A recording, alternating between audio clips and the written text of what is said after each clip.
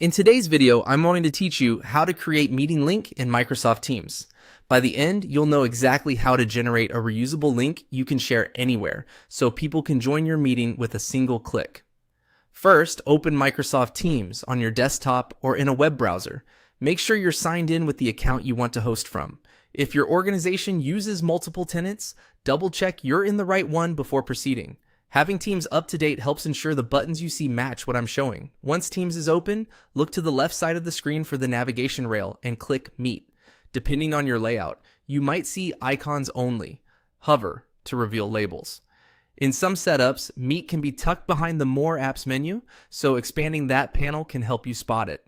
The Meet area is designed for quick, ad hoc sessions without the overhead of scheduling a full calendar event.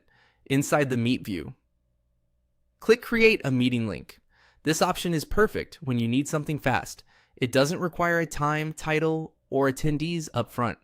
You're essentially asking Teams to generate a unique join URL that anyone you share it with can use to connect when you're ready. Next, click Create and Copy Link. Teams will instantly produce the meeting URL and place it on your clipboard. You won't need to highlight anything manually. It's ready to paste.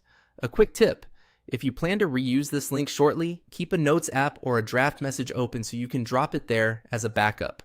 Now click Share Link. This opens the built-in sharing option so you can send the invite right from Teams. You can share to an individual, a group chat, or a channel.